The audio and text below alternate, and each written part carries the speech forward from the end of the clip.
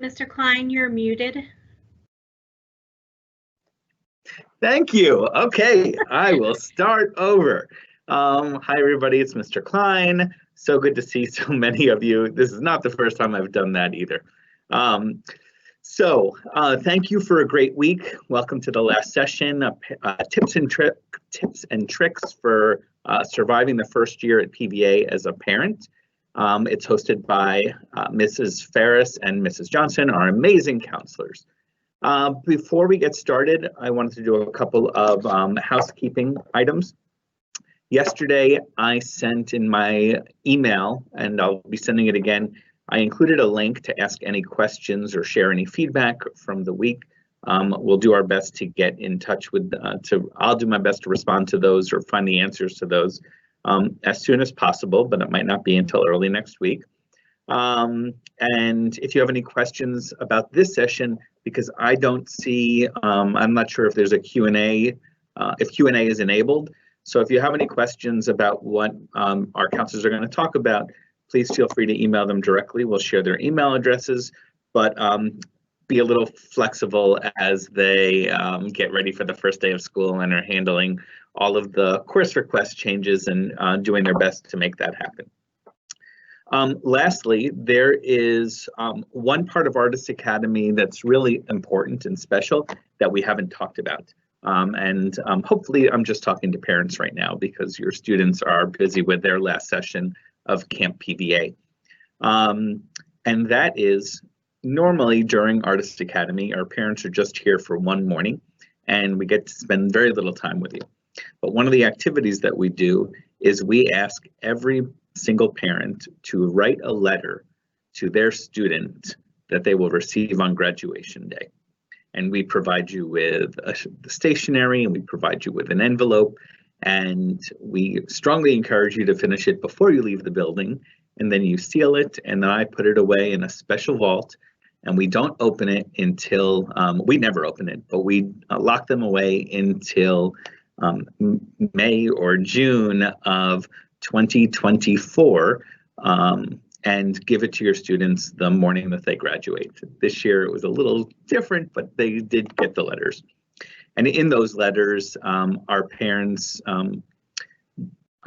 write something meaningful about, hey, today you're starting PVA, and here's what I hope for you.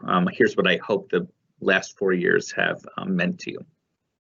And I can tell you without fail that when our students open them, that there are tears, and hopefully, or not, you might forget that you've even written them and that it's a surprise for you as well. We also are encouraging them to write letters to themselves.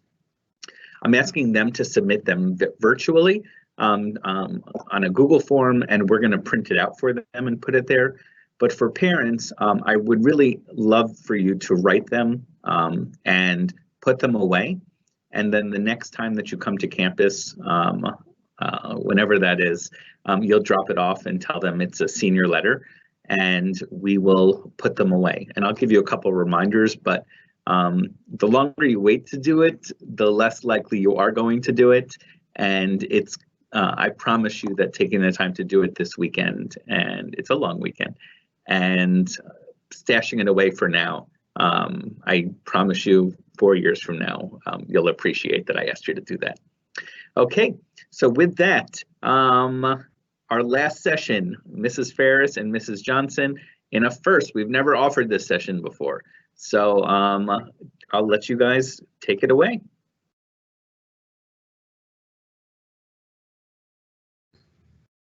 Good morning. I just want to first introduce myself. So I'm going to wait for Mr. Klein to move the slide.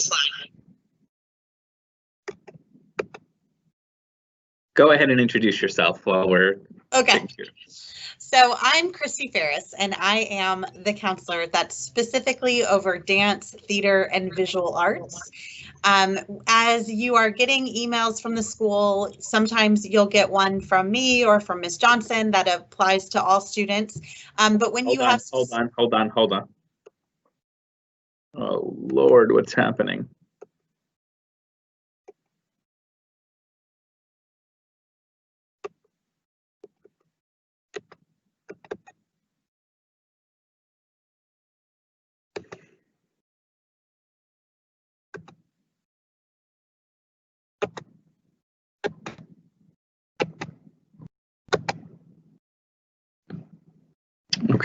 Hold on. It says the live event will continue in a moment.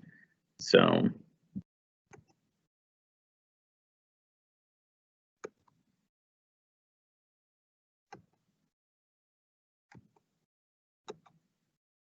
Okay, hold on, I'll tell you when.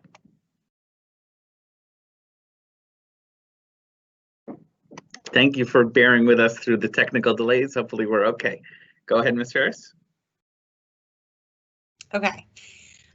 So you'll be receiving emails throughout the next 4 years from Ms. Johnson or myself. But when you are asking questions specifically about your child, we ask that you go to your child's art area counselor. So again, I'm Christy Farris, and I'm specifically over dance, visual arts, and theater. And Ms. Johnson is over creative writing, instrumental, and vocal. We also have another counselor on campus with us once a week. Her name is Miss Holly Lark. She's actually an LPC, and she works with students who might need a little bit more than a quick check-in in an office, because we do meet with our students as well, and we talk about everything and anything that they're struggling with or going through. And then we have Miss Lark on Tuesdays, and she can go into a little bit more detail and see students weekly. So she is also here for support. Okay, next. Okay, so getting down to it, Ms. Johnson and I have talked and we've brainstormed, and we've also spoken with some parents of the school to say, you know, what is it, incoming 9th grade parents, what do they need to know best as just walking through the door first thing? So number one most important tip right now, especially in the virtual world that we are living in, is going to be to check your email. You're going to get emails from teachers. We told the students this yesterday, the exact same thing. So number one, check your emails. You'll get emails from teachers about work and deadlines, counselors about all of the above, including colleges, important deadlines about that, visiting colleges, grades, schedules, and of course you'll get emails from Dr. Allen about specific things going on at PVA that might have important deadlines.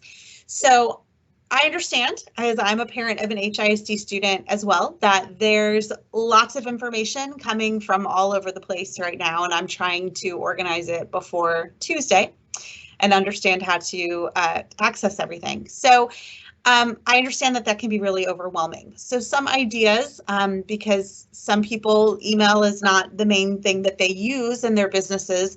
So they might have an email account that has well over 10,000 emails that they never open or check. And that can be a lot as well. So one idea is we have parents who create a Gmail account just for HISD and student and school emails.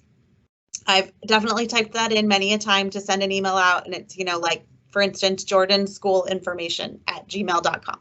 Something like that to try to keep it organized in its own file, so that when you need it to find it, you don't have that much to scroll through. So that's just an idea. You certainly don't have to do that. If you are going to change your email address, you'd need to contact the school so we can update our records.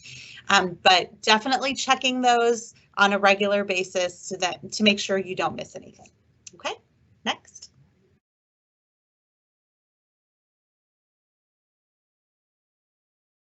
All right, so things that are different from the spring. Last March, it was pretty tough. I know at our school, we canceled a lot of performances. We had a lot of seniors that never got a chance to say goodbye, or, you know, spend that last moment on stage that they were counting on. So it got rough, and everything came at us at once, and, you know, everyone was trying to figure out how to scramble and what to do. And I know that there's this sense for some of this impending doom of it's going to be the spring all over again, and how are we going to handle that? So I really want to refocus that. August, September is very different from the spring for many new reasons. First and foremost, we're starting a new year and we're learning new things. We're not saying goodbye. We're not losing the opportunity to say goodbye to our middle school friends. We're now saying hello. It's about building connection. It's about creating a good foundation. So when we are in person, it's not this brand new first day of school all over again. They already have a connection with the other students, with their teachers, and that's exciting because we're going to build on that and for the next 4 years. Your student, as well as you, are officially now part of the PVA family forever. And it's very different from middle school. We have kiddos, the artists here are just the best that you can find, and they're such amazing kids. But that can be really different from middle school when you're in a smaller school and there aren't as many artists around you. So there's definitely some transitional things there. Also, our expectations are higher, but we do believe that each student has the ability to exceed those expectations. One thing you need to know is that from this point on, all grades will count. That's very different from the spring, which means all assignments are expected to be turned in on time. All tests and quizzes count. Anything not passed is going to require summer school. Our magnet school is different. We don't have room for 4 or 5 other classes if you don't pass the class to retake it the next year and still get your electives. We're on a specific track for our fine art classes. So sometimes students forget about that. So we want to make sure that they're very aware that they need to be passing those classes. And then for parents and students to know that all of these grades are going to go on a legal transcript, and that's used for college admissions. And what I mean by that is semester grades, 6-week grades and report cards don't go on a transcript, but that final grade, that semester, will go on a transcript, and that's a legal transcript. It's not anything that's going to change. So just be aware of that. And of course, attendance is required, and that's different from the spring as well. If a student, whether virtually or in person, has excessive absences, what happens is even if they passed the class and were doing really well, they just weren't in the class all that often, the credit is removed from the transcript. And so the class will appear and it will have an NG, which means no grade on the transcript. Your child's assistant principal will be in touch with you and with your child on how to get those hours, on how to get that grade back. But until those are done, you won't have credit and a grade on that transcript. So your student. So that's something that you need to take into consideration. That's a little different. Okay. All right. At PVA, we want to teach your child self-advocacy. Okay, we want them to take responsibility, and we want them to learn how to be a self-advocate, so that by the time they graduate and they're in college, it's easy. They know how to talk to professors. They know how to be in the workforce. So let's start with, if your student is having a problem in a class that needs to be solved. Okay, something with the teacher. It could be about an assignment that they turned in that wasn't counted in it, or it could be a personality issue that maybe they need to address that. First, we want to encourage the student to review any information that they have and see, do they already know the answer to this problem? Maybe, oh, I checked my email, or I checked the Hub or Teams, and I now know when the assignment is due, or I now have that paper that I didn't think I had. So just check first to see if you have what you need before contacting the teacher, so it shows that responsibility and that organization. Second, we want you as a parent or guardian to encourage the student to go to the teacher about the problem themselves. Okay, that's the first step that should happen. And we understand that that's difficult or scary for a lot of kids. That might be the first time that they've had to be the one responsible to communicate directly with the teacher, and maybe they don't know them that well yet. So as a parent or guardian, what you can do ahead of time is you can brainstorm. How can you approach the situation in a respectful and appropriate manner? What is it, the goal that you would like out of that conversation or that email? And how can you do that in a way where the teacher and you can come to an understanding and solve the problem together? So after brainstorming and modeling that, the student can go ahead and do that. It takes a lot of maturity to step out of your comfort zone and confront an adult, specifically one in power as a teacher. So some students are afraid to do that, and they let the problem continue, and something bigger becomes out of it than what originally was the case. And so that can affect the student, in class, whether they feel confident to even go to class or to talk to the teacher and build that relationship. And that's the goal, is we want them to build a relationship with the teacher so that in the future, there won't be misunderstandings. And oftentimes it comes down to a misunderstanding. And then, of course, we want you to follow up with your student about the outcome to see how did they feel about it? How did it go? Do they feel like the problem has been solved, or did they not even do it? So you might brainstorm, but they might not follow through. So those are some ways that you can help the process.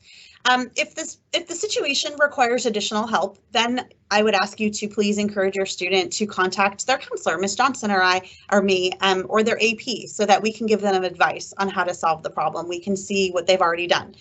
But the first thing we're going to ask is, how did the meeting with the teacher go? How did that conversation go? So if they haven't done that yet, they need to do that first. Our teachers are fantastic. They want to build relationships with the students, and they want to see them be a self-advocate. They want to see them take responsibility and have that maturity, because that really helps see the child grow, and then the teacher gets to know them better.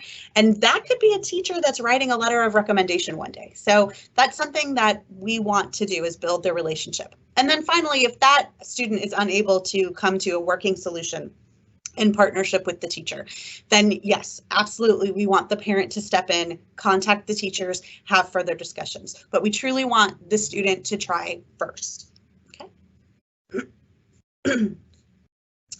Okay, we also are teaching our students responsibility.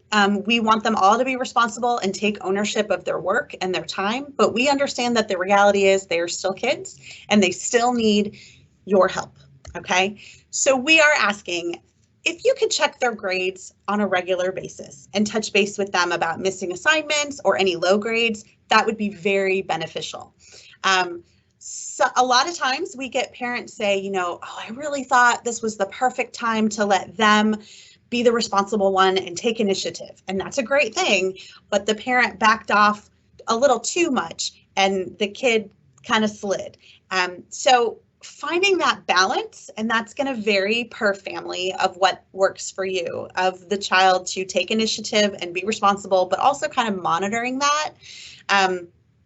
There's a note on here. It's never fun at the end of the 6 weeks to find out your student didn't complete a lot of their work, because now as a parent, you are scrambling and you're emailing teachers and is it too late and it's past the deadline and I don't know what to do.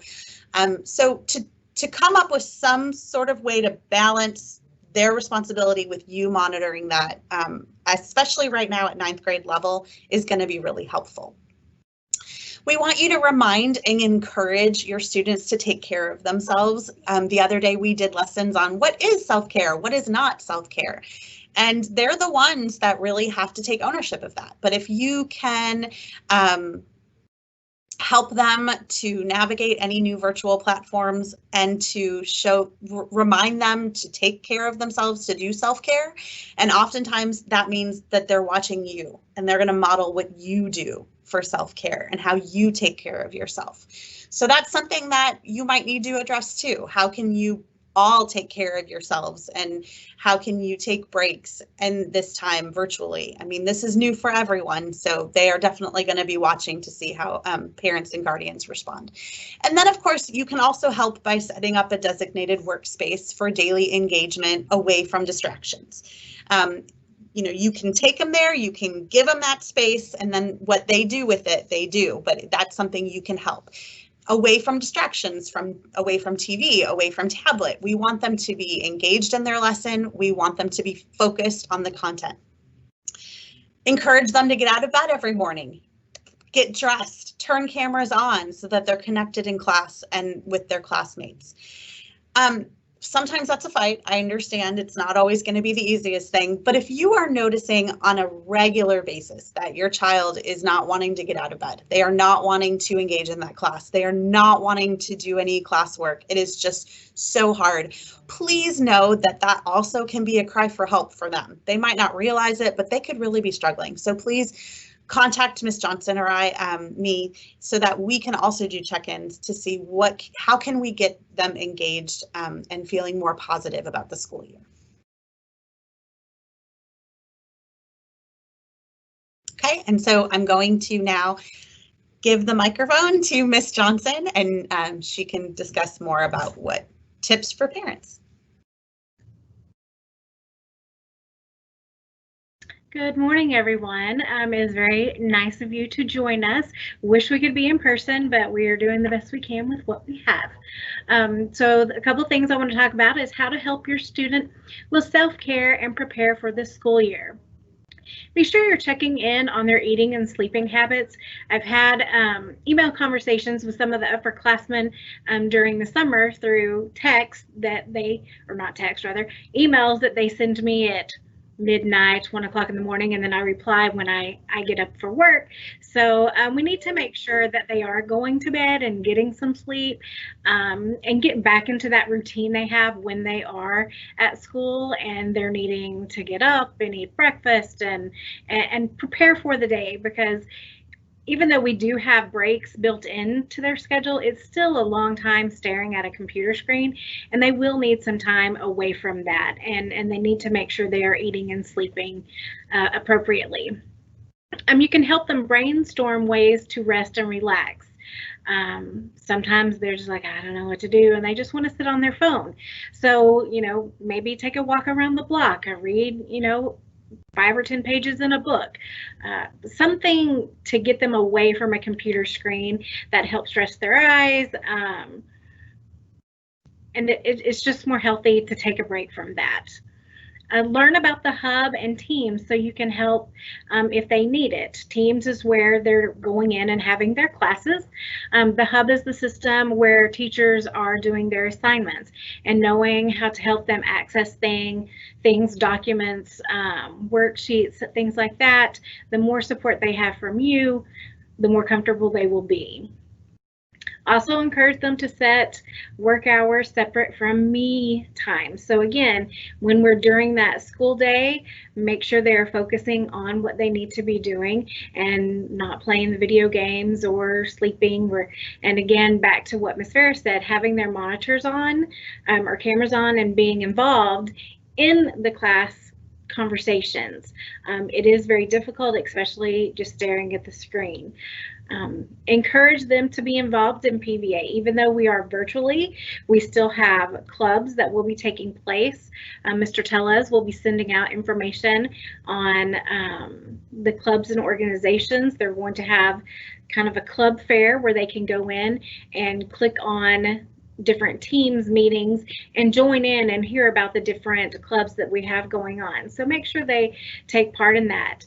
And again, even though we are virtual, last year at the end of the year, our current students did a great job creating happenings, which is a performance we do every couple of months, where the students some will dance, some will sing, read poetry.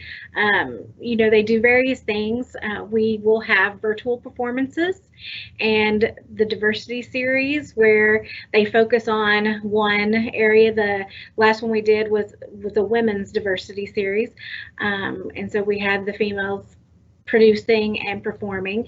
So just make sure they become involved. Just because we're doing things via cameras and computers does not mean you don't want to participate. That's really a time where you need to. Also encourage them to stay connected socially with friends. They are joining a new school. Some of them will not know anyone in their class. So it's important that when you're in those academic classes, when they have opportunities to get in groups and do things, because the magic with computers, they can do all that now, get to know some of the other people, especially if they're not in the art area. Encourage that and go deeper in those conversations instead of just looking at people on the screen. Set a time to be family. A lot of times when we're interacting with our kids, we start focusing on the school. What did you do today? What are your grades? Have you turned everything in? What do you plan to do for college? But they miss that time where you're actually just enjoying each other, playing a board game, taking a walk, just things where it's not a question and answer quiz type thing for them. They just want to relax and be involved with your life. So keep that in mind. Okay, next slide. And some additional tips. Don't compare your child to others. Every student that is in PVA has some amazing talent. That is why they got here. What we always want to focus on is how they are improving, not comparing them to others. They do that themselves enough, and that is something that we talk to them about, is trying not to compare yourself to others. Any success you have, that is great for you. Successes for other people are great as well. No one has the same skills. Everybody has their strengths and weaknesses, and we just want them all to build up the things that they have control over. Feel free to email Ms. Farris and myself if you have any questions. If we don't know the answers, we will do our best to try to get them to you. So please reach out to us. Our email is going to be listed towards the end of this presentation so that you can see that. Continue monitoring your child's work, as Ms. Farris said. If you have not registered on the app for Power School, please go ahead and do that. That makes it an easy way to access their grades and see how they're doing. Be involved yourself. We do have a PTO. It's a great organization. So become a member. They volunteer, they do things. It helps keep you in the know of what's going on with HSPVA. As well as the PTO, we have the HSPVA Friends, and both of these organizations support the school, but they do it in two different ways. The PTO is the parent-teacher organization. It's academic support. They do things for our academic courses or teachers in classrooms rather than the art area classrooms. They also support our faculty and just general school needs. Whereas the HSPVA Friends, they support our art areas. They supply consultants that come into the different art areas and assist students in learning different skills. And they also work in the maintenance of some of the performance spaces, making sure things are running well. And both of these organizations need your support, so it would be great if you could look into both of them. Join the parent page for the HSPVA class of 2024 parent group on Facebook, as well as the school page and the PTO page, because you can get all the information you need. I've noticed on the PTO, no, not on the PTO, the PTO Facebook page, you are asking questions, and Ms. Lister and other PTO members are helping answer those questions. They're a great resource, and it's something that if you get involved in now, it is something that as your child progresses through high school, you can help others as they come in as well. So being involved yourself is a great support for your student. You need to make friends too. Meet the parents of the other students, and again, through these two organizations, that will be the best for everyone. Okay, next slide. And this is how you contact us. Ms. Farris and I both go by different first names than what our emails list. So she is Christina.Farris at Houston ISD, and I am Rebecca.Johnson at HoustonISD.org. We do have our text numbers available, so if you or your students want to text us, and we've given them this information as well, they are able to text us during the school day, and we will get back with them. So if y'all ever need us, please reach out. We are here for you. And some other resources that Houston ISD has, we have our mental health hotline. It's called Let's Stay Connected. So if there's ever any time where you may need to reach out, social, emotional needs, you can contact the hotline, and they do have some of our counseling specialists available that they can talk to people. Throughout the year, when Ms. Farris said check your email, hopefully not year, hopefully it's just a couple months, virtually, we will send emails out that will have resources for you to use. So that is another reason for you to check your email and stay connected. We will continue them all year, obviously, but during this time where we're at home, we will probably be more in contact with you via email than normal. So we just want to make sure that you know we are here to help and support you and your amazing student that was admitted into HSPVA. And that is all I have. And so I'm going to turn it back over to Mr. Klein in case he has any follow-up information. Thank you, Christy. It'll take a second for me to, thank you, Becky. It'll take a second for me to get myself on the screen. That's good. But here I am. Thank you to everybody for joining us. We are going to do our best to, as quickly as possible, get all of the presentations back on, all of the parent presentations posted on our website. And I will send you a link as soon as those are done. So if you missed anything, I will say, you know, we're 3 days away from the first day of school. Is that right? Or Tuesday? So please make sure your students are on time the first day. Check that schedule that's specifically around the first day. I don't have it in front of me right now, but it's a different schedule. And if you're contacting any faculty or staff the first week of school, please be a little generous of spirit and understand that so are a lot of other people and students. And so everybody's doing their best to help support you and your students. Thanks to everybody for a great week. Again, I'll resend the link if you have any remaining questions or concerns or feedback that you'd like to share. And we are looking forward to a really, really great year. So thanks for joining us through all of these sessions, and welcome to the family. Bye-bye.